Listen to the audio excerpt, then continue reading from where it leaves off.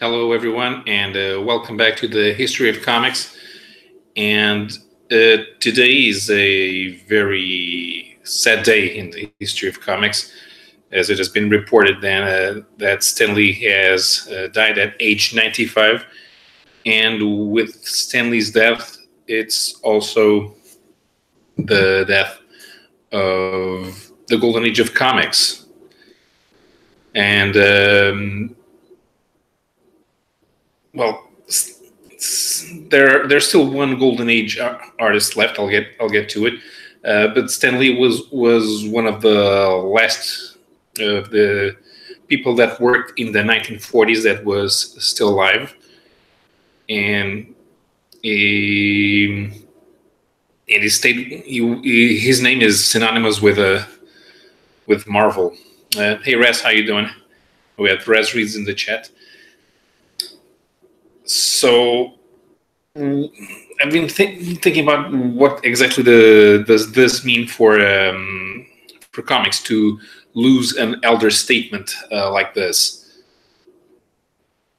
and we've lost the few remaining people that we had from that period in the last few years. Just this year, we also lost Russ Heath.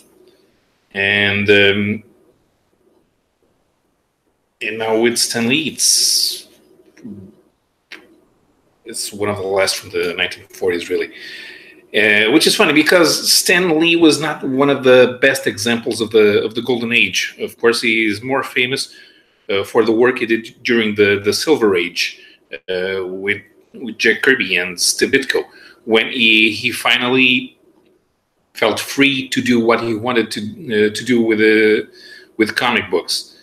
He spent almost 20 years at Timely and Atlas, just managing an assembly line of comics that were perfectly interchangeable for the most part, with very few breakout hits and very little in the way that stood out in the art department.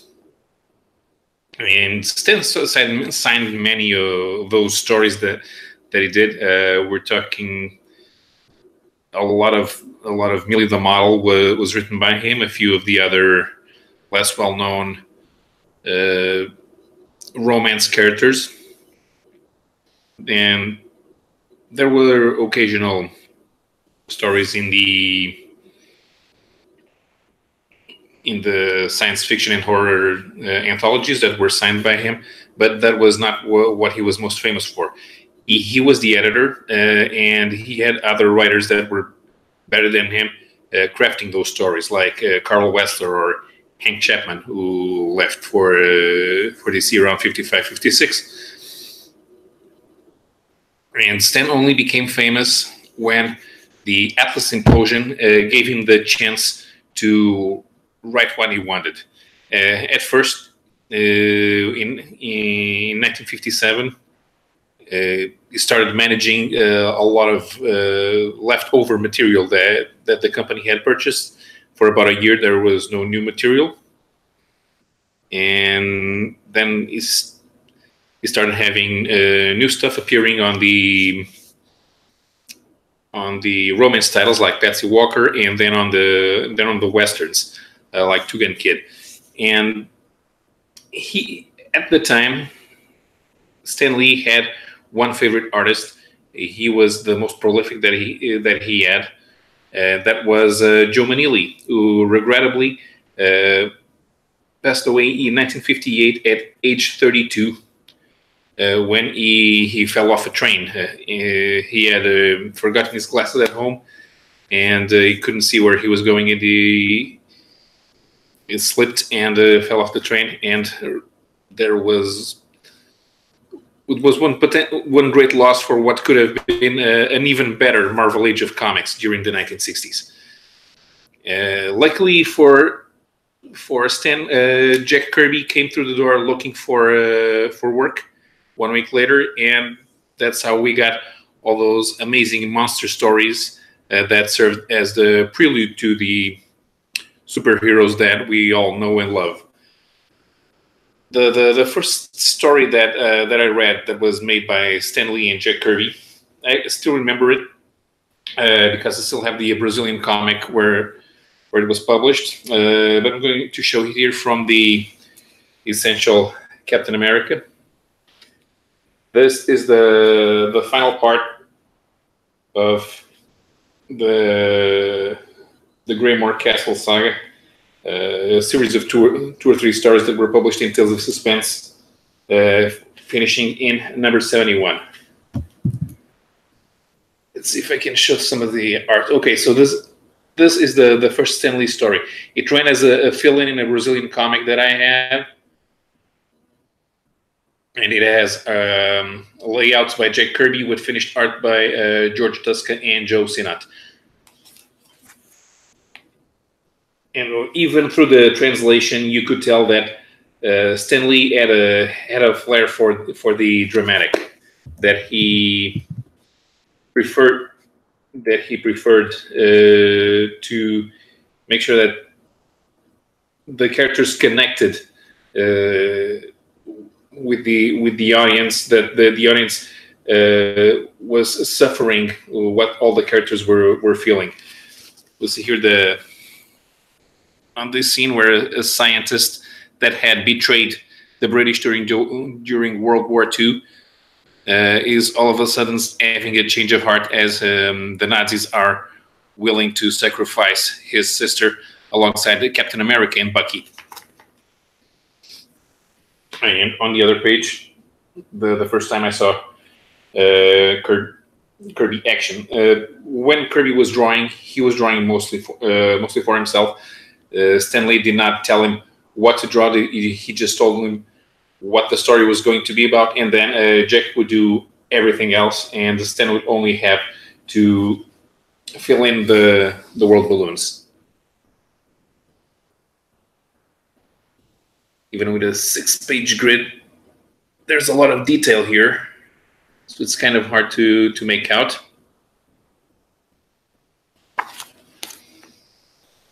And that was the first Stan Lee that I read.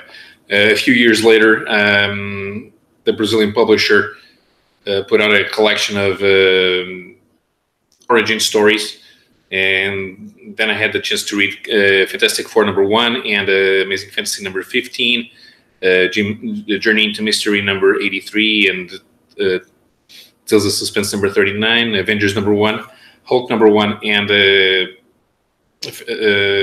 X-Men #1. So all of the origin stories of all of the major superheroes that debuted during the Marvel Age of Comics. And without those stories, we might not have comic books, American comic books as we know them today, because the rest of the stuff that was being published at the time, nothing stood out.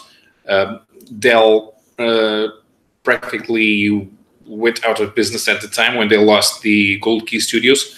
They retained Disney, but Gold Key took some personnel that were more talented, like Russ Manning. And DC certainly had their share of talented people, but they had a very controlling atmosphere with all the editors deciding what the writers were going to write, how they were going to write it, and what the stories were going to look like. The artists didn't have room to breathe like Stan let Kirby and Ditko do. And with the fourth, given what we know of the U.S. market in the following years, especially with the comics becoming unimportant for newsstands during the 1970s, which needed the rescue from the direct market in order to survive. If it hadn't been for Stan Lee crafting the Marvel Universe alongside Kirby and Ditko, and him becoming famous enough with the college crowd to go on constant trips around the country, talking to his fans at colleges, and going on interviews, appearing on television, and all of the ancillary material that was produced around Marvel at the time, the Merry Marvel Marching Society. Without all of that, it's possible that American comics would have died in the 1970s because there would be no place to where a regular person could find them. So thank you, Stan Lee, for having kept comics alive long enough for me to be able to discover them and to enjoy them in universes that not even you could have conceived of. Now, with Stan Lee dead at 95, there's only one Golden Age artist that I remember off the top of my head that's still alive. So unless somebody can remember somebody else, but I believe that right now, from the 1940s, from the early 1940s, the only one that's still alive is Al Bellman. Bellman was a do-it-all that worked at Timely during the 1940s. He worked on all the superheroes. He also did Funny Animals. Excuse me. And of course, he had his own feature, which was a one-page crime featurette called Let's Play Detective that appeared in all of the crime comics that Timely put out in the late 40s. Bellman stayed with Timely until about 1953, I think.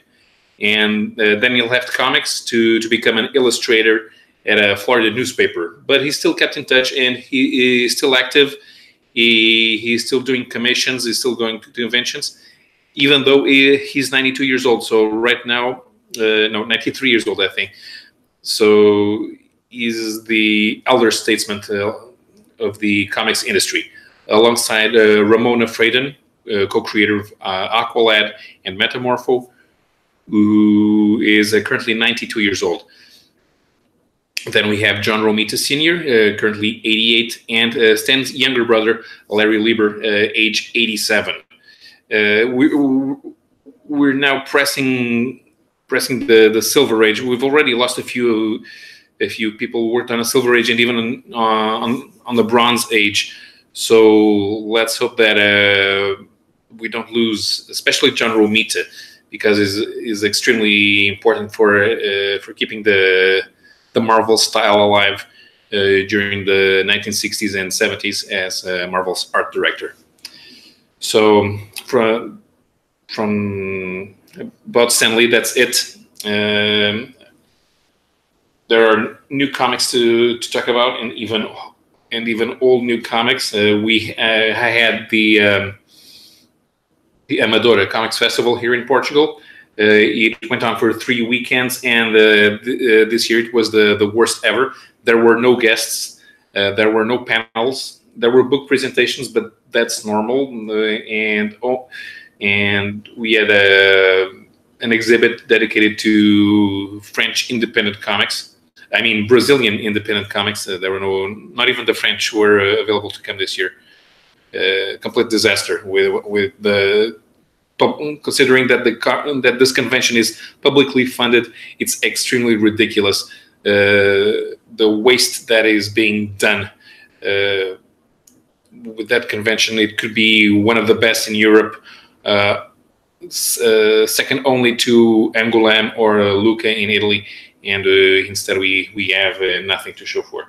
So, to the opportunity to buy some stuff that I found there.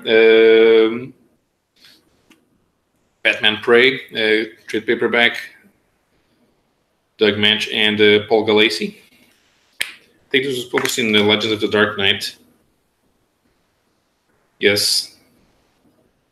And Paul Gulacy in the 1980s was better than ever. He's more known for what he did in Masters of Kung Fu in the 70s, but this was very, very good. As you can see with the action here.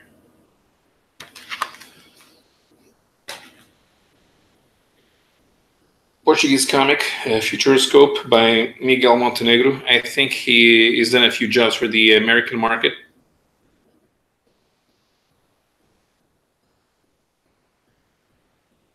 another science fiction tale. We've had a few authors in Portugal interested in doing science fiction, which is kind of new. It's not a very popular genre in Portugal.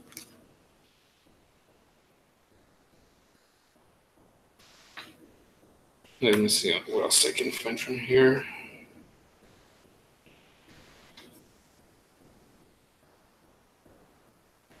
Okay. And I bought issues 2, 3, 4, and 5 of the Phantomias series. Phantomias is, of course, a prequel to Duck Avenger, Donald Duck's superhero identity. He's inspired on Fantomas, the French gentleman detective from French pulp stories in the late 19th century and early 20th century. The stories here are done with a color palette that is supposed to remind you of the 1920s and 1930s.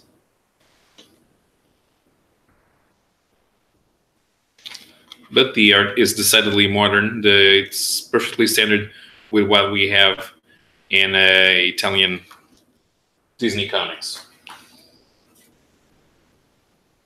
The covers to issue number 3. This is wrapped in the plastic, so it looks like the Avenger, but it is not the Avenger. Number 4 also wrapped in plastic. You can see the Fantomas type hair, which is also the one that is seen on the Italian Fantomas pastiche called Diabolique, who is the inspiration for the Avenger. And finally, here's number 5. The other one is not these are not Daisy and Gyrogearloose, but given that they're operating in Duckburg, having their ancestors makes all the sense.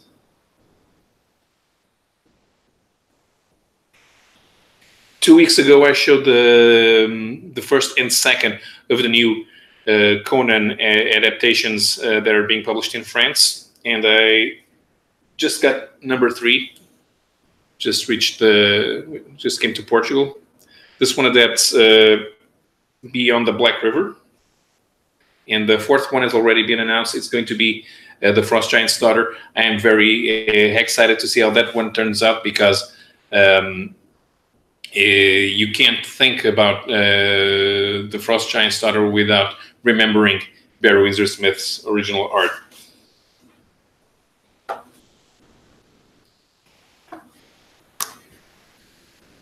Less barbaric than what you usually had at Marvel.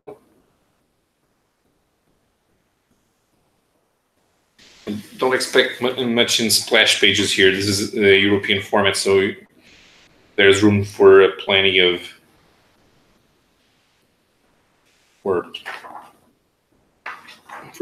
panels and plenty of storytelling.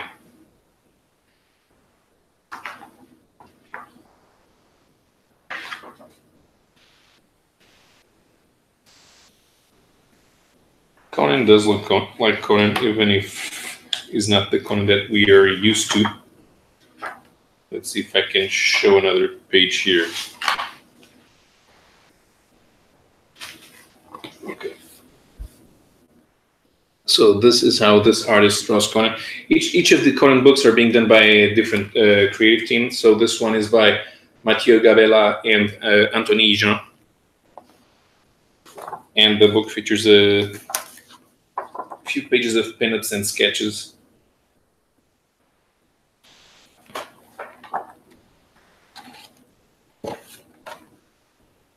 Here it is. Conan, French style. Since we had the Brazilian exhibit, a couple of Brazilian artists came over and brought some of their comics.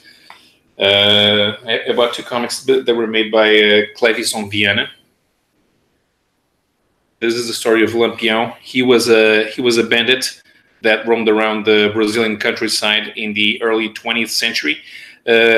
These bandits, they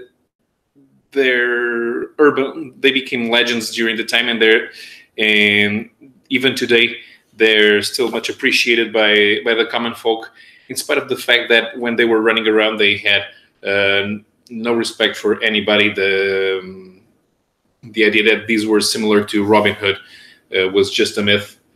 The only thing they did was fighting with the government and robbing peasants. Clavison style.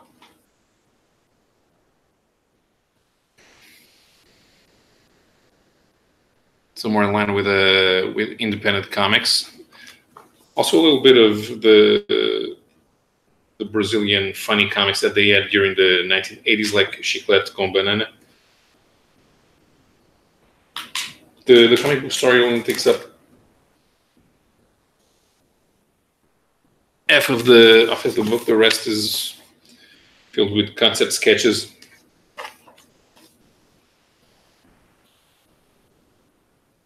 Which are very nice.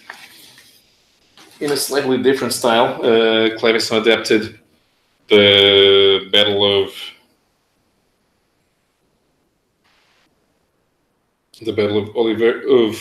Oliveiros, which is part of the Charlemagne epic from the Middle Ages in northern Spain during the age of the Reconquista.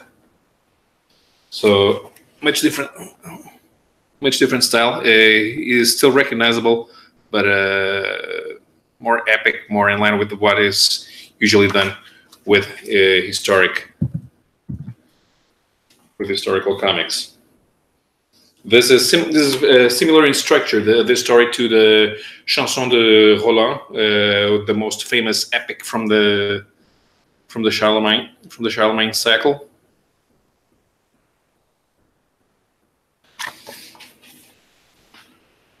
And the Volandas appear in the story. Bit overdone here with the armor. And I had the greatest opportunity to basically buy almost the entire French comic book series 13.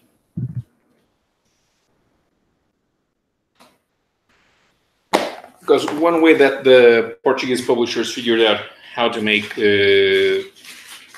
money is to have their comics published alongside newspapers. So you buy the newspaper and you pay a little extra and you get a comic book. And 13 these are all out of order. I think I'm going to just show the covers and don't care about the order. So the 13 series has already been published in the United States. I'm not sure if anyone has ever done the complete collection. But what the Portuguese publisher did here was basically run it as double albums. This ran for 11 weeks, and I have here the original first 22 novels of the 13 series, for which I paid only €60. That's about $70 for what is 22 French comic book stories. That's quite a catch. So this one is volume 6, which means it's the 11th and 12th albums, as usual by William Vance and Jean Van Am. Vance worked for Jean Giraud Moebius. And William Vance was an accomplished novelist as well as creator of several comic book series.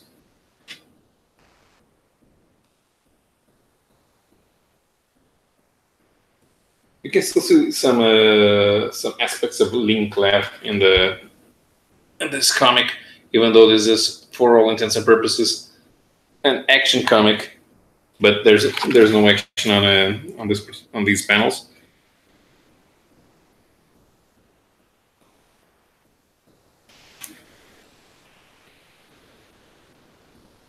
Yeah, okay. Great coloring. This one reprints 15 and 16.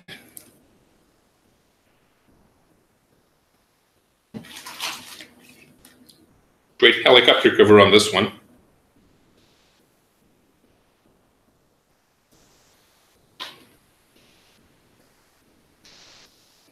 This one has 7 and 8.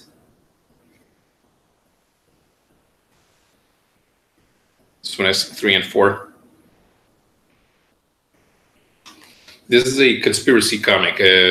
Somebody killed the President of the United States, and at the time they were calling it the 42nd, so this was supposed to be a little ahead in the future. So of course it has a fictional president and an amnesiac man trying to find out why he was the one that shot the president, or even if it was him that shot the president and not somebody pretending to be him, or if he's the one that's pretending to be somebody else. He just doesn't remember throughout most of the series. These oil-painted covers are standard procedure right now on French comics.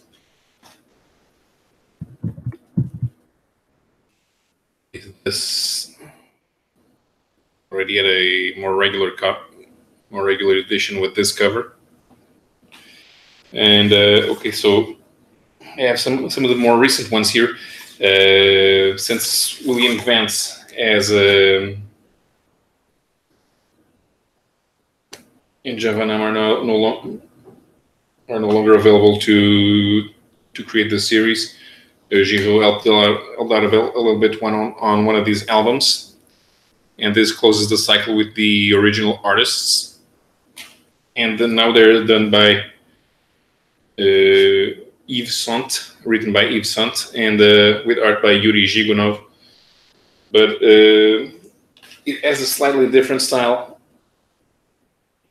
but it's still recognizable.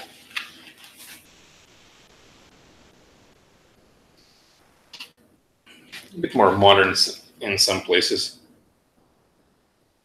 Since the series started in Belgium in the 1980s, they didn't have cell phones yet, but now they do. And also, so the last one. So these are 11 double albums with the first 22 graphic novels of the 13 series, written, of course, as the Roman numeral. And that's it for the comic book haul. If you came in late, I started talking about the importance of Stan Lee in the creation of the Marvel, not only of the Marvel universe, but of the comic books that we have. And we lost an irreplaceable elder statesman. So thank you for watching. I'll have to finish my reading of the Squadron Supreme. I want to do a video on it, and hopefully it'll be done soon. So once again, thank you for staying here and for enduring this impromptu comic book haul mixed in with a Stan Lee eulogy, I guess. But we'll always have Stan Lee's comics, and they're not new, they're old, but that's what I'm trying to do here. Is show the history of comics. Stan Lee is very important to the history of American comic books. So keep reading old comics and keep reading Stan Lee's comics. Thank you and good night.